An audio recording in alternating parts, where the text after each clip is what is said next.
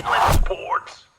And now join us here on the show. Listen, we are big supporters of officials in our area. We can't play all these CIF Southern Section games without them.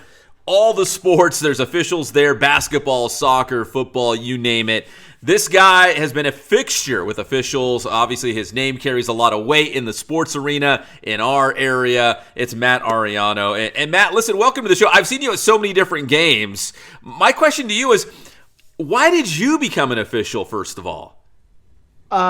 Okay, so I'm born and raised in the Inland Empire, Riverside, born and bred. And I was an athlete my entire life. When I went to college, as much as I wanted to keep that whole thing going, I was on the '99 Arlington baseball team and all that stuff. Maybe realism just sunk in that a 5'8" little half Hispanic guy gonna make it in the big leagues anytime soon. I'm athlete my entire life. My dad, of all people, he was the coach at Arlington for a long time. He actually officiated a little bit too, and he would take us periodically on some games that he went when we were growing up. And one time he called me, he's like, "You'd probably be perfect for it." And so I'm a 19-year-old kid in college, and I just send an email to this guy, and he's like, "Yeah, come on, come be a basketball referee." And next thing I know, I'm in this room with, I don't know, 90 other people, and just all started there. And then I got hooked super quick. I hear from a lot of people that they, maybe they grew up playing sports, they love sports, they, played at a high school, and they still want to be connected to that high school sports scene or to that community of high school sports.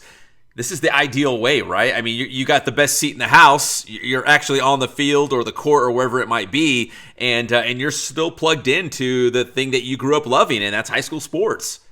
It's really there's very little that tops it, and obviously it takes a while to get to that point. But at some point in time, then you don't know. Then the athletes that you never really realized, like, that guy, I've officiated 2 Heisman Trophy winners now that Jaden Daniels is one, right? It's just like you never realize it at the time, but you're just like, well, that kid's pretty good. I wonder if he's ever going to amount to anything. And sure enough, you're like, oh yeah, I remember that kid when he was just playing in San Bernardino. It's kind of cool. Yeah, you just never know who you're going to run into. It's really it's tough to top. Can't lie. All right, so Matt, we've, at least high school football wise, we've seen Thursday night games. I think increasing. I think when I first got to the IE, there might have been 2 or 3 Thursday night games at the most. And then I think maybe last season, at least in our Inland Sports Show coverage area, we probably had at least 10 games, probably closer to 15, maybe upwards to 20 on a Thursday night, man. It was Thursday night loaded. Now, for my own selfish reasons in terms of editing video and getting interviews and stuff for the football shows that we do, I like the Thursday night, but for officials, that's a long weekend for you guys. Thursday night football, Friday night football. I know you guys have stuff going on Saturdays as well. So the need for more officials is there beyond football. Is that correct? That's absolutely true. I mean, if you just want to focus on the football thing, honestly, the only time we would have Thursday games is when you had schools that played at the same site. Mm-hmm. So you'd have to have someone play on Thursday and someone play on Friday. Like Norta Vista, like Alvord Stadium, yeah. Exactly, yeah. Norta Vista, the Summit, A.B. Millers of the world. Yes. Exactly right.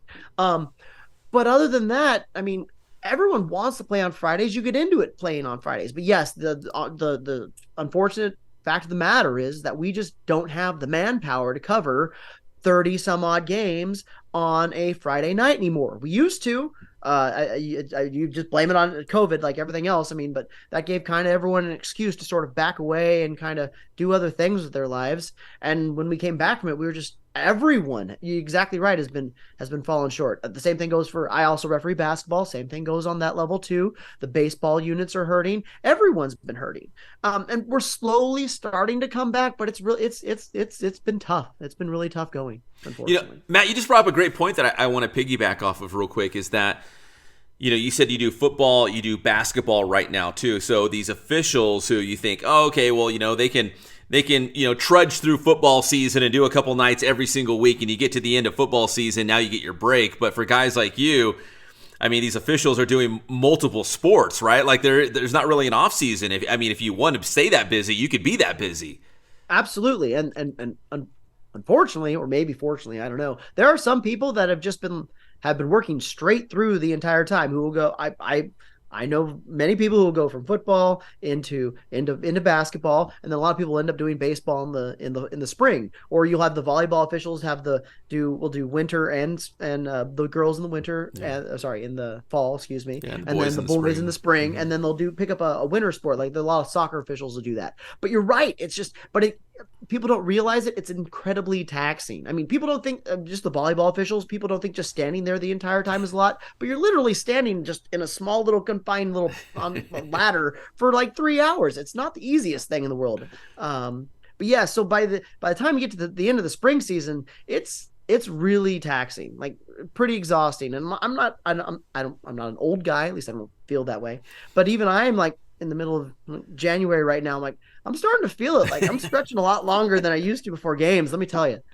So what would it mean to have more officials available to pick from? I know you guys probably have a big pool for the southern section, and it could be bigger, right? I mean, maybe so you guys don't have to work every single night, or you can kind of maybe pick and choose a little bit more. What would it mean to have more officials available?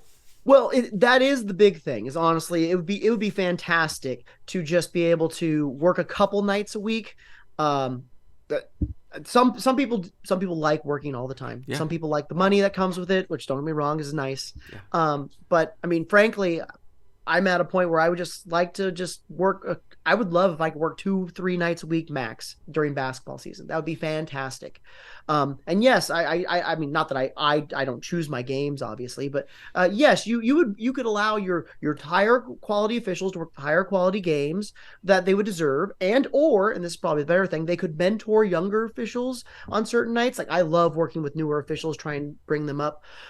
When it comes to football, for example, we could use more veteran officials can be used for training purposes, for a lot of the underclass games. It just opens up a huge wealth of possibilities that we used to be able to do, but unfortunately now, because we are just short, and yes, this is the whole southern section, there are very few officials units who will say I have too many people. That just is not a thing you hear anymore.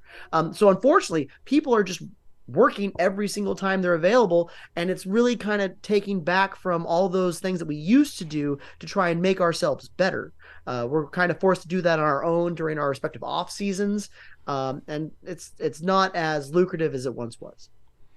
You brought up a great point. You guys are not out there volunteering, although you guys love sports, and I think many of you would do it just because you want to, again, stay plugged into the sports community. But this is a paid position. I mean, you could have a full-time job, and this would be, I guess, your side hustle, right, at nights or on the weekends. I literally tell my students that. I tell them that. I'm like, it's the best side hustle in the world. I'm like, I'm here. I'm in my classroom every single day. I'm a teacher, for those who don't know. And then just, yeah, in the evening, I can just go out. I can referee a basketball game, and I can be back. I'm with my family and got $100 or something in my pocket. And who knows, depending on the level you get to, like, we have a lot of real experienced officials who have worked their ways up the ranks. Like, I mean, it's by no means going to be your only income. There are very few people that actually get to that level. But for those of us, myself, who is just a nice little side gig, it's really nice to be able to pay for things around the house, or like, my wife and I, the first thing we do is we buy Disneyland annual passes. That's kind of our thing. So it's great. It's great that we're able to do that. Matt, you bring up another point I wanted to ask you. Where, some people, do they get into officiating thinking, I want to do NFL games. I want to do NBA games. I want to be behind home plate at a Major League Baseball game. I mean, you were talking about your dreams of playing sports, and you're like, okay, at some point I realized I'm not going pro, so what else can I do? Maybe there's kids out there, boys or girls, that thinking, hey, I want to go pro and I could be an official in the NBA or WNBA or baseball or whatever the case might be. Everything's available. You'd be surprised. When I first got into this, I didn't think I'd be refereeing. I refereed the Division III NCAA tournament last year, which is something I like. I got one of those little blue patches, right, that they put on chest that you see during Division I March Madness.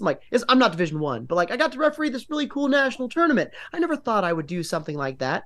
And I've seen plenty of my friends go on to Division I ranks, and I have a couple friends in the NBA right now that I could just every once in a while be like, dude, you really got to stop getting into LeBron's way. Like all these little things. Like it's the coolest thing in the world to be able to reach out and just give him a little bit of a hard time. So, but yes, no, there are so many pathways for anyone that wants to get there. I mean, it's not easy and it's not simple. It takes a lot of work. But for those people that really take to it and really have a desire, it is absolutely in the cards. I've seen many people do it. It's really awesome to see.